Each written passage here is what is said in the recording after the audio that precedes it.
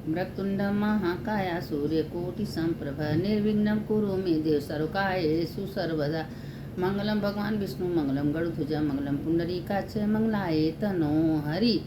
शंकर शंकर हर हर शंकर शंकर शंकर जय जय शंकर। मंगल भवने मंगलहारी उमा जपते ही त्रिपुरारी। देखिए भगवान शिव की महिमा चल रही है।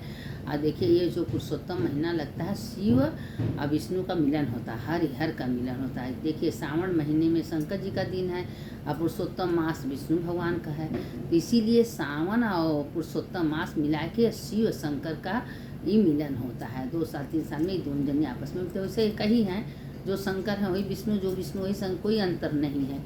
लेकिन विष्णु भगवान हमेशा ललायित रहते हैं शंकर जी के पास। शंकर जी के गले में तो है ही हैं, लेकिन शंकर जी से मिलने के लिए व्याकुल रहते हैं। तो जब पुरुषोत्तम मास सावन में आ जाता है तो विष्णु भगवान बहुत खुश होते हैं। या पूछिए मतलब, तो हम निकट अपने आराध्य, उनको आराध्य मानते हैं, उनको आराध्य मानते हैं, दोनों जने एक दूसरे को आराध्य मानते हैं। तो देखिए सावन महीना मामूली नहीं है, वो पुरुषोत्तम मास लग जा रहा है। तो सावन महीना तो है, पुरुषोत्तम महीना में सोने का सुहागा हो गया, और ज़्यादा इसका महत्व हो गया है। तो ही कहते हैं जो शिव शिव शिव कहता है, गले में रुद्राक्ष का माला होता है और सिर पर त्रिपुंडी होता है, अगर उसका मात्र दर्शन कर ले तो त्रिवेणी का दर्शन का पुण्य उसको मिलता है, क्योंकि वो स्वयं त्रिवेणी का दर्शन कर ले। क्योंकि शिव शिव कहता है, गले में रुद्राक्ष है, सिर पर त्रिपुंडी है, तो त्रिवेणी हो गया। तो सावन मास मम्मी देव, ये जब शास्त्र वेद बनाए गए हैं तो गलत तो बनाए नहीं हैं, यह शास्त्र वेद तो सही बनाए हैं। तो इसीलिए इस महीने में जप तप पूजा पाठ का बहुत महत्व है। और देखिए इसी महीने में भोलेनाथ, सुखदेव जी कह रहे थे, भोलेनाथ कथा सुना रहे थे कि देखिए पार्वती, जब इस महीने सावन महीना आया तो पार्वती जी जंगल में जाके बहुत तपस्या की थी। और रोज़ यहाँ लोग कहते हैं औरतों को शिवलिंग नहीं छूना चाहिए, नहीं कुल करना चाहिए, कोई दोष नहीं है, सबका आत्मा एक है। आदमी का आत्मा दूसरा है, औरत का आत्मा दूसरा है, लेकिन बस मन से पवित्र होना चाहिए, आत्मा किसी का दूसरा नहीं है। लोग कहते हैं शालिग्राम का पूजा नहीं करना है, क्यों नहीं करना चाहिए भाई, सब आत्मा एक ही है, सबको करना चाहिए, इसमें कोई दोष नहीं है। भगवान जब दोष नहीं माने तो इंसान के दोष मानने से दोष होता है। और ये सब आजकल की औरतें, आजकल के आदमी पाखंडी हो गए हैं, दूसरे को धोखा देना, दूसरे से झूठ बोलना, ये मत करो। अरे उनको श्रद्धा जगाइए ना, जिसको श्रद्धा नहीं उसको विश्वास दिलाइए ना, श्रद्धा दिलाइए कि तू भी कर पूजा, इसी बहाने लोग कर, भगवान का याद कर। लेकिन नहीं, श्रद्धा के बदले अश्रद्धा लोग प्रकट कर देते हैं। औरतें पूजा नहीं करें, शिवलिंग नहीं छुएं, शालिग्राम को नहीं छुएं, उनका पूजा न करें। क्यों भाई किसी को भ्रम कर रहे हो तुम लोग? अरे ये तो विश्वास दिलाओगे, नहीं तुम करो, कुछ नहीं होगा, सब भगवान हैं। देखिए जो दूसरे का भला चाहता है, दूसरे को रक्षा चाहता है, तो दूसरे को हमेशा कभी गिराता नहीं, और जो दूसरे का भला नहीं चाहता वही हमेशा गिराता है। देखिए इसी पे एक दृष्टांत है कि एक पक्षी था, उसको 2 जन्म तक बहुत अच्छे घर में जन्म लिया, मानुष लिया, लेकिन कभी भगवान का अदा नहीं किया, भगवान का शुक्रिया नहीं किया कि हे भगवान आपकी कृपा से हमको सब कुछ मिला है, आपके कृपा से हमको इतना बढ़िया घर मिला, धन मिला, दौलत मिला, शरीर मिला, हम आपकी सेवा करने के लिए। लेकिन वो कभी भगवान को याद न करें, हमेशा हम किए, हम ऐसे किए वैसे किए, भगवान को कहते हैं 2 जन्म तक तुमको इतना अच्छा हम सब कुछ, एक बार तो मेरा शुक्रिया नहीं किए, इस बार तुमको पंख है। इसे जंगल में उसका जन्म हुआ, उसको पंख नहीं था। जब पंख नहीं होगा तो उड़ेगा कैसे, कैसे चलेगा, क्या खाएगा, क्या पिएगा, उसके पास कुछ नहीं। एक दिन आकाश मार्ग से नारद जी जा रहे थे। नारद जी जब जा रहे थे देख रहे थे कि ये पंख बहुत दुखियारी होके रो रहा है, तो पूछे पंछीराज तुम क्यों दुखी हो? कहे नारद जी आप तो सब जानते हैं, तीनों लोक में भ्रमण करते हैं, मेरा भ्रमण भी भगवान के पास पहुंचा है कि मैं कौन ऐसा पाप किया है कि हमको पंख नहीं है, हम कुछ उड़ नहीं सकते, कुछ खा नहीं सकते, पी नहीं सकते, करेंगे तो क्या करेंगे, बिना पंख का मेरी जीवन व्यर्थ है।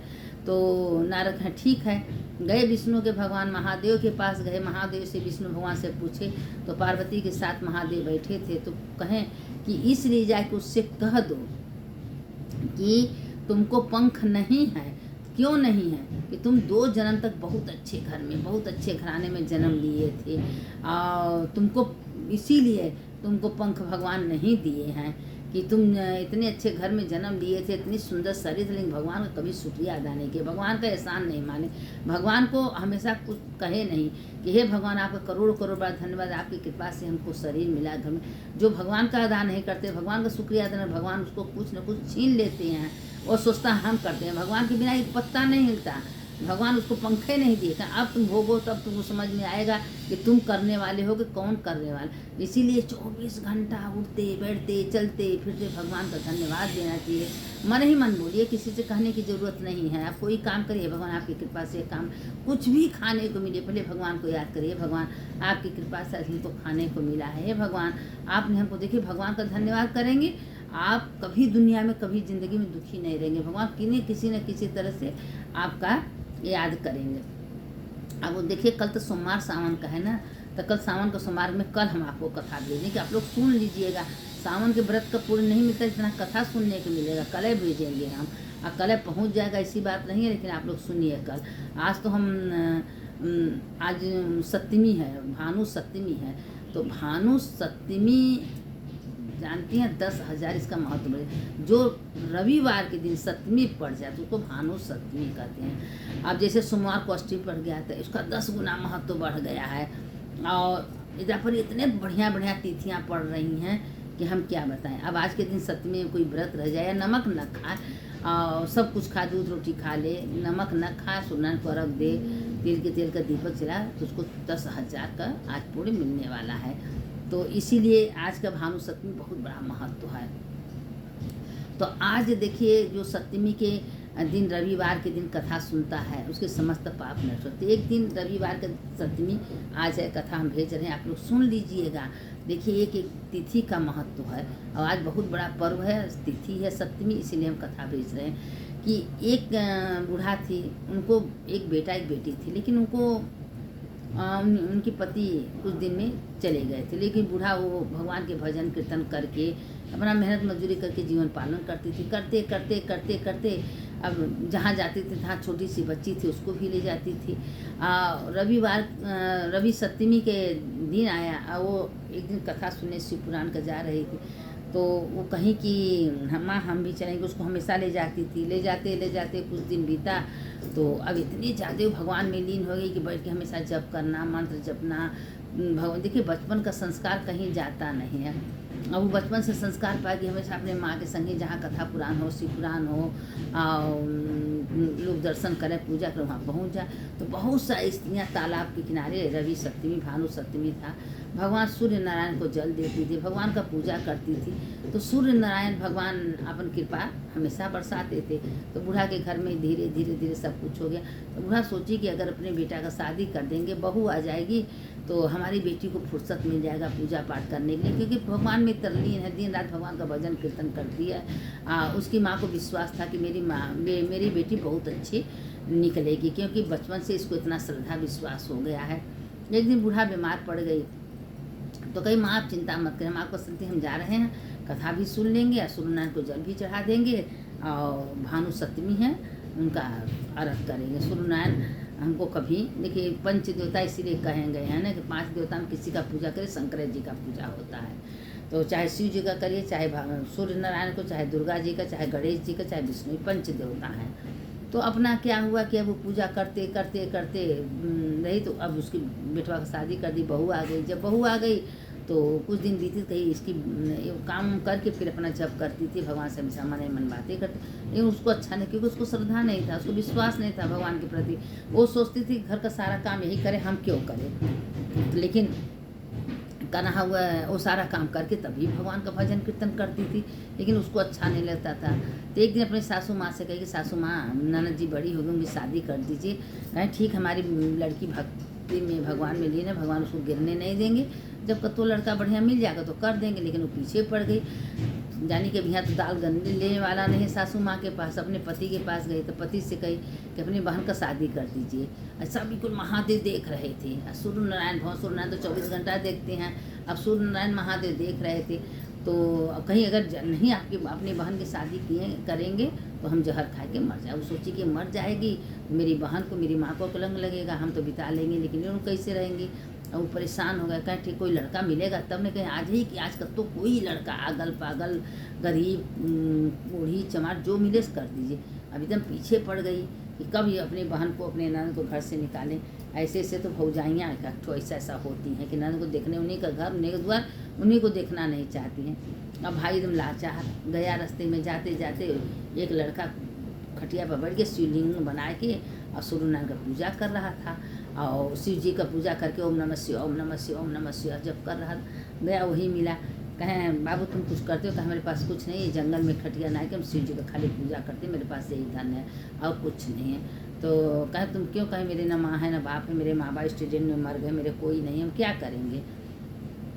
तो सोचे कि लड़का को तो दिमाग है नहीं है, ये आधा पागल लग रहा है और खाली गोली शिव जी का बना के बस पूजा कर रहा है। तो कहे बेटा तुम शादी करो। कि हम शादी नहीं करें, मेरे पास कुछ नहीं, हम जंगल में कहाँ किसको रखेंगे।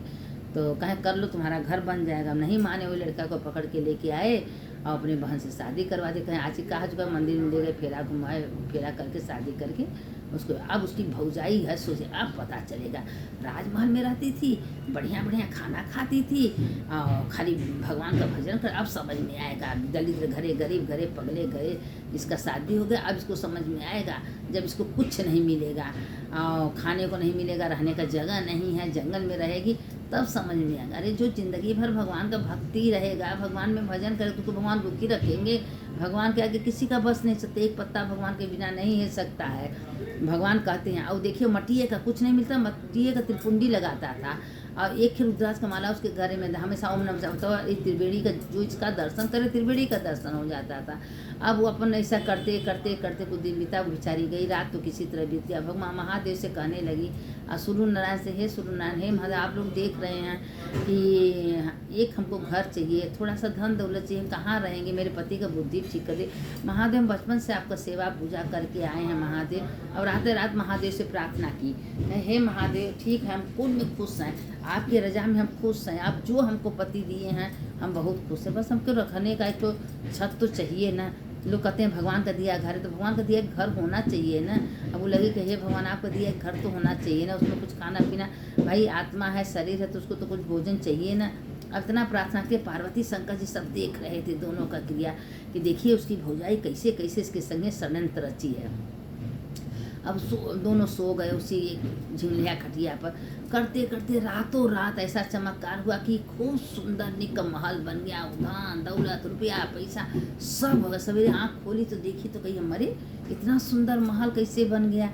हे महादेव करोड़ करोड़ बार धन्यवाद, आपकी कृपा से इतना सुंदर महल, धन दौलत, पति का बुद्धि भी ठीक हो गई सब। और जो उसकी भाभी थी वो सुराज रचने के लिए ननद को तो किसी पगले के संगे ब्याह करा देते, उनका दशा क्या हुआ, सब कुछ खत्म हो गया, कुछ नहीं रहा। भिखारी के जन्म। अब वो अंदर अंदर पछता रहे हैं कि जब मेरी ननद गई है मेरे घर का सब कुछ लूट गया, धन चला गया। अरे बताइए आपके घर में बेटी बहन आ रही है, ननद आ रहे हैं, भौजाई आ रहे हैं, तो आपके घर में सुख शांति है, समझिए। अगर उनको कुछ दे रही हैं, प्यार से बोल रही हैं, तो आपके घर का ग्रह चाह रहा है। लेकिन देखिए लोग मानते नहीं हैं, भौजाई या ननद बेटी भार बन जाती हैं। तो अंत में क्या हुआ कि सब कुछ ठंडा रो रही हैं, कर रही हैं। अब पता लगा रही हैं कि मेरी ननद तो ऐसे भिखारी हैं जंगल में एक कटिया पर, उनको पास क्या है। तो लेकिन सोच रही हैं कि एक बार चल के देखना चाहिए कि मेरी ननद हैं कैसी, कहाँ पर हैं। पता लगाते थे भाई भौजाई माई पता लगाते रही। वहाँ गए, कहें अरे भाई वहाँ जहाँ थी उनको तो इतनी सुंदर महल बन गया, महल में राजशाही नौकर चाकर लाल अक्सर सब देख के तुम चकाचौंधी रही। इन ननद से पूछे कि तुम ही हो, तू कहाँ से, हमारे हीरा मोती सोना कुल गहना गले में पहनी हुई देख के दिमाग से। कहें जो महादेव के भक्त हैं, जो सूर्य के भक्त हैं, जो शंकर के, जो विष्णु के भक्त हैं, जो दुर्गा के भक्त हैं, जो गणेश के भक्त, उसको भगवान कभी दुखी नहीं रहेंगे। क्या तुम सोचिए कि हमको पगले के संगे ब्याह करके जंगल में भेज दूँगी, हम दुखी रहेंगे? जिसके संगे महादेव हो दुखी कभी हो सकता है? कभी नहीं। इसीलिए कहते अपने जीवन का भार महादेव को दे दीजिए, आप कभी दुखी नहीं रहेंगे। हे भोलेनाथ, इस जीवन का भार आपके ऊपर है। दुख है सुख, अच्छा बुरा, जो हमारे लिए अच्छा हुआ आप सोचेंगे, याद करेंगे। मत दुखी होइए, कल के बारे में मत सोचिए, क्योंकि ये जीवन भगवान ने दिए हैं। जब भगवान ने पैदा किए हैं तो भगवान ने पालेंगे पोसेंगे, बस उनको सौंप दीजिए। हे प्रभु जो आपको अच्छा लगे करिए, जीवन का भार तुम्हारे हाथों में है। हमारे नैया का पार आपको करना है। मेरे शिव, मेरे भोले, मेरे सूर्य, मेरे गणेश, सबको दे दीजिए। देने के बाद एकदम निर्धुंध हो जाइए और देखिए कैसे भोलेनाथ सारे आपका रास्ता खाली कर देंगे। इसीलिए हम कहते हैं तो ज़्यादा नहीं भेजते हैं, थोड़े भेज रहे हैं। तो आप लोग सुनिए, कथा का बहुत महत्व होता है। कल सावन का सोमवार है, पहला सोमवार है, कल हम सावन के सोमवार की कथा आप लोग को भेजेंगे। अब ये कथा देखिए, आज रविवार सप्तमी का कथा हम आप लोग को भेजे हैं, क्योंकि सूर्य गणेश दुर्गा विष्णु शंकर की पंच देवता जो हैं, इनका बहुत बड़ा महत्व होता है पूजा करने का। तो इसीलिए कहते हैं जो भगवान में लीन रहता है, भगवान को अपना पूरा भार से पूजा करिए, भगवान को सब दीजिए। मंत्र नहीं कुछ आता है, मंत्रहीन, क्रियाहीन, भक्तहीन, भक्ति शिवाय अर्पण यही कह दीजिए, और भगवान को स्वीकार कर लेंगे। सही जीवन अपना भगवान को दे दीजिए। भगवान जिस रूप में आप रखेंगे उसी रूप में हम रहेंगे। इसीलिए कहते हैं सत्संग कथा सुनने का बहुत बड़ा महत्व है। भगवान को समझिए, निस्वार्थ होकर पूजा करिए। जो आपके पास है, पत्रम पुष्पम फलम त्वमेव भक्त्या समर्पयामि, भगवान को जो कुछ अर्पण कर दीजिए कि हे भगवान जो आपको दिए हैं, आप ही की चीज़ मैं आपको अर्पण कर, मेरे पास क्या है, कुछ भी नहीं है। तो भगवान को अर्पण करके पूजा करिए, देखिए भगवान कैसे आपका रास्ता करते हैं। अब इसके आगे कथा कल भेजेंगे। कथा थोड़े में बहुत लंबी हो जाती है, हम करें तो क्या करें। चलिए, शंकर शंकर हर हर शंकर शंकर शंकर जय जय शंकर मंगल भवने मंगलहारी उमा जपते त्रिपुरारी अच्युतम केशवम राम नारायणम कृष्ण दामोदरम वासुदेवम हरि श्रीधरम माधवम गोपिका वल्लभम जानकी नायकम रामचंद्रम भजेयम। हर हर महादेव, घर घर महादेव। सुनने वाले की जय, सुनाने वाले की जय, दोनों का जय होता है।